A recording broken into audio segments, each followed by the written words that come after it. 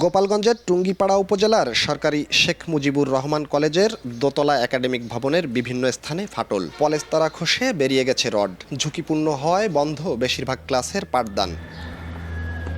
কলেজের ঝুঁকিপূর্ণ একাডেমিক ভবন ও পাশের প্রশাসনিক ভবনের সংস্কার সহ বেশ কয়েকটি কাজ এবং ক্রয়ের টেন্ডার আহ্বান করে শিক্ষা প্রকৌশল অধিদপ্তর। ২০২৪ সালের মার্চে এ কাজের দায়িত্ব পায় ঠিকাদারি প্রতিষ্ঠান মেসার্স পিআর প্রকৌশলী। প্রকল্পে ভবনের মেরামত ও বিভিন্ন উন্নয়নে অর্থ বরাদ্দ করা হয়। অথচ একই বছরের ১৩ নভেম্বর প্রকল্পের মেয়াদ শেষ হলেও এ বিষয়ে কোনো তথ্য জানে না কলেজ কর্তৃপক্ষ।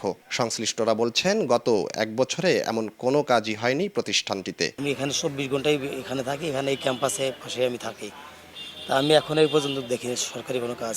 বিগত যে এক বছরের কথা বলছেন, না এরকম কোনো রিপেয়ারিংয়ের কাজ কোনো কিছুই হয়নি। উপরে যে ছাদ, আমরা যেখানে ক্লাস করি বেঞ্চের উপরে পুরোটাই ভাঙ্গা। ওই উপরে ভেঙে ভেঙে খোয়া পাথর যেগুলো আছে ভেঙে ভেঙে নিচে পড়ে। প্রকল্পের খবরে অবাক সাবেক ও বর্তমান অধ্যক্ষ। এমন কোনো টেন্ডারের তথ্য তাদের জানা নেই বলে মন্তব্য তাদের।